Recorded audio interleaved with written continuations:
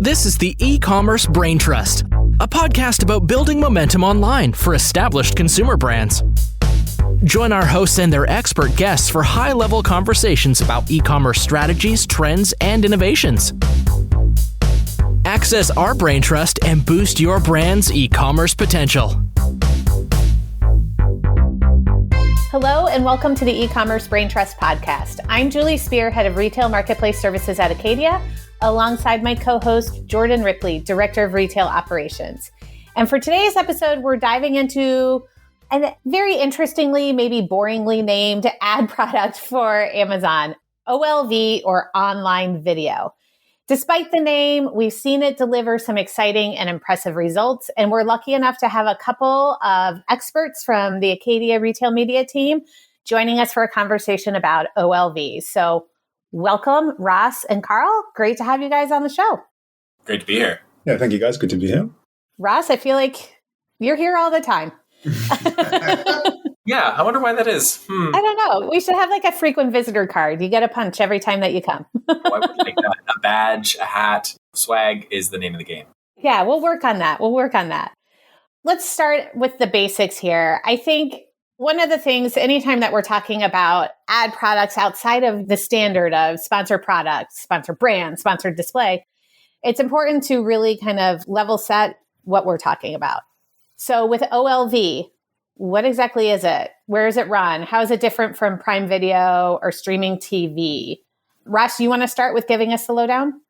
Yeah, I think it's a really good distinction to make at the beginning. And I feel like online video is a name that Amazon might evolve in the future. It could use marketing. It needs a little bit more marketing. They could zhuzh it up a bit.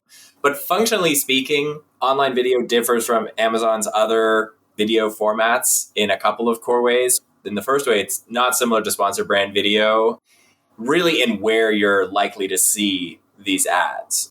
Online video aims at like a certain type of inventory, which is available across the open web more broadly. Any kind of video supported ad through an app or a website, like there's just a lot of placements that you will have been exposed to these if you're using any kind of free-to-play app with a pre-roll video or a post or like a mid-action video. That kind of inventory is available really broadly across Amazon, and that is what we're buying when we're buying OLV or online video. We're not buying placements on Amazon. We're buying them more broadly through open exchanges and Amazon's publisher network out in the wide open web and the wide open digital world. In the wild. And the big distinction I think is really important to make is between OLV and streaming TV or CTV in the like broader media buying world, because streaming TV is our placements that are on connected devices like televisions and like tablets where you're watching programming. That is the core distinction. Online video does not compete with STV or streaming TV for the same spaces. It's a totally different ecosystem. That's like when we were talking about this earlier, I feel like the way that it finally clicked for me is it's like, okay, take what you know about display advertising and just make it video. It's a display ad, but it's a video display ad. And I feel like that's how the glorious name of online video came to play. So you're telling me, Jordan, that could have been answered in that simple bullet point. I like Ross's view. The professorial view. Right. In the interest of succinctness here, let's get actually into the meat of today's topic, which is online video has been around for a good bit of time here, but I think the focus on it, at least internally from our side, has really come to the fore with the results that we're starting to see and the way that it's being applied within the marketing mix more generally. Carl, we have you on today, luckily, to actually bring some results that you're seeing in the wild, in real life, with the clients that you're managing. Carl, hoping you could kind of take us through just at a high level, where are we deploying OLV? How is that working? What does that look like from a strategy perspective? Yeah, I mean, I guess just to kind of start off essentially is that we had kind of one challenge, which this whole OLV expansion essentially came out of. So I think it was a great way to start off with having a challenge with a client that we needed to try and get a resolution to. That then actually gave us really good results. And now at Acadia, we've started to expand this quite a bit onto other clients. And so far, it is working really well. We hope that continues and we can continue deploying it. But I think where it really works and where it's working for us is essentially with a couple of clients, we've had, let's say, a flat start or some year-over-year downtrending at the beginning of the year. So essentially having that challenge of not enough traffic, declining revenue, which no one wants to see. And then like Ross has mentioned, OLV's main point is driving offsite traffic to Amazon. So essentially, if you're having a traffic issue on Amazon, where do you find that you can expand offsite? So we then kind of deployed this initial tactic, essentially pushing 100% awareness with OLV. What this then did was essentially immediately was increased our glance views and total revenue. And that then kind of happened at a month-over-month basis. We then expanded this to other clients and the same results. As a whole, we definitely know that expanding to offsite, we see increase in traffic, which increases revenue. We've also seen that it doesn't just happen with the products that we're advertising, but it does have a halo effect. So it will boost kind of your entire catalog, essentially. And I think also just to break it down a little bit further is that we do see some stagnation after a little while. So it is good to either kind of roll out different products or at least change up the creatives that we're testing. So I think that's kind of the broadest summary as to what the challenge is and then what we've found to work so far. Are there any more specific patterns or takeaways that you've noticed as you've applied this across a broader sample of our clients, like creative formats that tend to perform best or audiences that are emerging as go-to targets that we consider best practice at this point? Or are we still kind of in the iterative testing? Yeah, I'd say probably at a holistic level, there's probably a lot more testing that can be done, as we do at least have a lot of initial results. And I think it's something that definitely can be deployed further. So like I mentioned, so far we're doing it at a more upper funnel basis. I think it does also have good grounds for lower funnel and retargeting, which actually have started to test a little bit. So I think that definitely is some way that we can test further. But in terms of looking at kind of audience types, again, I think it depends on your overall strategy. It might change from client to client, from brand to brand. But looking at kind of that awareness sector, essentially, if you wanted to drive the highest amount of awareness, highest click-throughs, then your general in-market and lifestyle audiences do push that the highest. We also generally start to see the highest purchases as well as new-to-brand purchases in both in-market and lifestyle. We've then also seen some interesting results with, like I said, we've started testing some retargeting.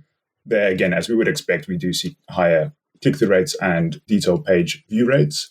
And then again, something that we've also been advocating quite a lot at Acadia has been AMC. As we all know, that's a great extra layer that we can add in. Also adding then kind of that lookalike audience, which essentially we're molding a view of what our purchases look like, but aren't currently purchasing our brand. So again, if we start to layer on retargeting AMC audiences, that also provides really strong click-throughs. And then another thing that we've also noticed, which again, I think is interesting and maybe to some degree a necessity that we can continue to push, is also layering demographics on top of that. So I think it's very easy for us to kind of get into the space of we'll target in-market or lifestyle audiences. But again, with AMC, sorry for kind of dropping this name the whole time now, but AMC definitely gives a lot of advantages. And with that, we get a lot of insights into our demographics. So like I said, we've seen some really interesting results with when we do add demographic layers on top of the audiences. So essentially just refining further, even though it restricts, let's say, your spend possibilities and maybe your reach, the overall cost per detail page view and cost per new to brand customer is considerably lower than not including that. So I think there's a segue between what your high level strategy is and what you want to get out of OLV. But I think it does play, let's say, a broader role than just reach. Yeah, and it sort of touches on this, which seems to sort of, again, live in that middle ground of like, you're able to go broader than just a sponsored brand video on Amazon, but you're frankly a little bit cheaper, right? Having to go like streaming TV or Amazon Prime. So I'm wondering, Ross, when you think about this, like now that it's fairly codified and we understand that this is effective in driving results just from a theory level, why is this particular ad unit so powerful? Why are we seeing these results as part of like the larger mix? I think one of the most important things to understand is it's just getting more and more expensive to buy incremental traffic on Amazon itself, especially for brands that are competing in like premium category, premium beauty categories, or even CPG grocery categories. It's really tough to get an edge. So we found at Acadia, most recently, it's really important to find new and efficient sources of external traffic to drive people into Amazon before they begin their search. And then we see there's an improvement to conversion rate for our sponsored ads. We get incremental traffic. So there's all sorts of benefits to diversifying our mix into, more of the external traffic areas. And when it comes to OLV, one of the things I will say from a theory perspective is there's a lot of inventory out there. And that means that it's a bit cheaper for us to buy than streaming TV, which is a more rarefied supply source. Like there's just not as much inventory that's available. The best way to think of it is there are more people active browsing all apps and web pages where they could be hit by a display ad than there are watching a streaming TV like Prime Video at any given time. So there's just more supply available. Because there's more supply available, it's like cheaper for us to get in front of people. I think that's like maybe missing the core point, which is I don't think Amazon has like pushed the value of OLV very much. I think they're kind of really focused on their premium offering, the streaming TV and CTV offerings. It's this really valuable piece of the DSP inventory, which has not been promoted nearly as much as it should be. So I feel like we've just unlocked this moment in time where the costs are kind of low. There aren't as many brands bidding on Amazon's audiences here. It's been really effective at driving in new traffic for our brands. Are there specific tactics or placements that you would maybe trade to free up some budget to allow further testing on OLV? No one has like an unlimited pocket to invest these days. Yeah, it is definitely a trade-off. So like with a few of our brands, we got incremental funds to add in OLV as a test and then scaled that up over time. But with some of our other brands, there's no incremental funding available. So we had to take it from somewhere else. Initially, we just started by looking at all of our goals. We sort of said, across awareness, consideration, purchase, and loyalty, what is most effective at driving the traffic that we're looking for? So click-through rate and detailed page view rate, and what's most effective at driving new-to-brand customer acquisition. What we found for some of our brands is like, let's take all our budget away from consideration entirely, where it's performing the lowest, and then let's put it all into OLV. And other brands, we've said like, all right, we don't need as much loyalty. We don't need to be retargeting our past purchasers because that's not driving incremental customers. So we've taken budget away from that. And we're at the point now with some of our brands where we're saying, let's take away from our most inefficient search budget and put it towards this because we know that it's less cost effective and less incremental. Let's pull it into OLV. So we're really looking at like the cost benefit analysis of all these different buckets. And that's part of our core philosophy, right? Is like make sure your spend is segmented in all these different buckets all the way down so we know where we can pull from. Top line recommendation is look for where your traffic is least effective at hitting your goal. If it's not driving clicks or detail page views or new to brand effectively, and your goal is incremental traffic and purchases, take it from there and test into OLV. Yeah, it seems like this is sort of step one of that fundamental alignment of like, we can't only be going off of ROAS here. Like, how are our total sales? How is our traffic growing over time? That's a great point. You can't look at this as a ROAS driver. If you look at the online video campaign in a vacuum, you'll see that the ROAS there is maybe even lower than what you were driving in the past from like a direct ROAS perspective. But what we found, one is we look at incrementality first and foremost. So like when we think of it as like a lift, essentially a lift analysis. So to see like in the period before we were running OLV compared to the period after running OLV, what did our glance views and what did our total sales rate look like? We've seen really clearly an increased glance views and total sales when we run this. So we know that it's driving incremental. That's sort of thing the first. But the second thing that we look at is AMC path to purchase. And when we look at the AMC path to purchase report, we see really clearly that OLV is participating in a long customer journey. So often it's the starting point, and then they're engaging with other DSP ads or other sponsored ads before they make their purchase. Or sometimes it's the final step in the journey where they've been browsing on Amazon a ton, clicking on sponsored ads, but then finally it's that OLV ad that catalyzes them into action. And I've actually found when we compare OLV with streaming TV that OLV is even more effective at this. So in the sort of, if we look at from a premium standpoint, it's like a little bit less premium inventory, but it seems to be much more engaging, and that's really important. That makes sense. Carl, I'm curious, you've done this now several times with your brands. How have those conversations gone with pitching this, with reporting on it and stuff? I'd be interested, easier said than done, us. right? Pitch us. This is where I Steer us away from ROAS. Like, tell us, if we're your client, how are you pitching this? I would just link the episode to Pat's ROAS jail session. I think we're in a fortunate position that we have done this a few times now. So I want to say we have like the golden playbook to some degree of case studies, and we've seen what works. And Ross has now kind of covered a lot of the points as well. But looking at that path to conversion, you can't look at, let's say, DSP as a standalone. You can't look at PPC as a standalone. You need to look at it as an entire ecosystem. So I'm very much an advocate for that kind of multi-touch ad strategy, essentially. I've been doing this kind of this week as well with some clients. But so where we look at, let's say, a aggregated point of view of what DSP does in the fuller ecosystem, we definitely see much stronger return on ad spend, which that's not something that we want to push, but it's also something that is always in the back of mind of clients, and at least you're able to show that, but you're also getting a lot more than just return on ad spend. We also see the purchase rates increase with DSP. So I think that's kind of the main point is, one, just test it. We're going to know if it works if you don't test it. And then two, hopefully you kind of have our position of actually having driven some great results so far. And then as Ross mentioned, kind of the main things that we would look at is that glance view growth and total revenue growth. If it's not doing that, then obviously we can pivot and look at some other strategies. But I would say so far we've got that as a kind of nailed down position that it should do that. It might not be a guarantee. We'll throw in some T's and C's, but I think it's at least a good way to, if clients are seeing a decline or flat and they're not really knowing what to do. And again, I think it's something that we haven't touched on too much yet, but with regards to, you can also reuse video assets, which a lot of clients are now using videos, as that's not a wayward target anymore. And I think that's also a barrier to entry to some degree with OLV, that a lot of clients believe they need to create a whole new set of videos, they need to get a new creative team, or they need to hire a creative team. But we can actually utilize their video assets that they're already using.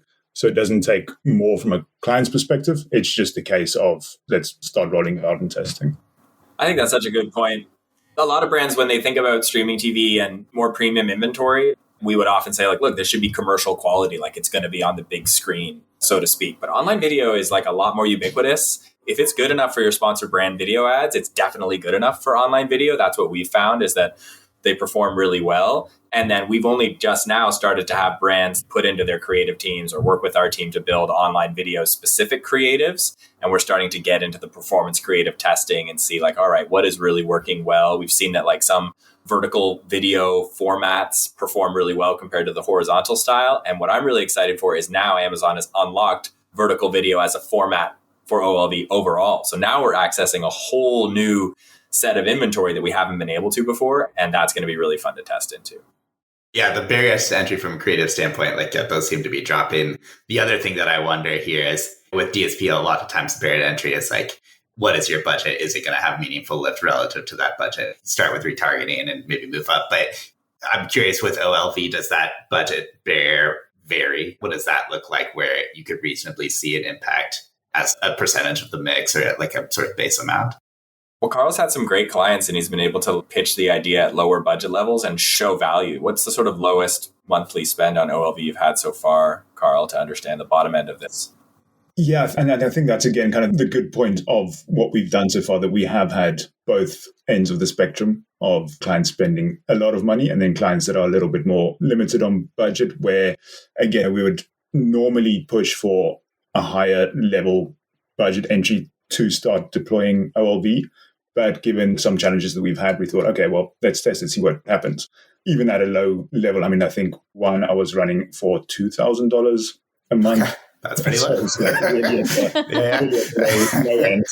Again, that wouldn't be the ideal scenario, but they were already on DSP. That was already kind of the lowered budget during that month. We've been seeing, like I said, we had actually, I think the 1 month minus 12-ish% year over year because they've had some kind of other issues. Then we deployed OLV with, like I said, that small amount of budget. And then we had, I think it was then around plus 5 or 10%.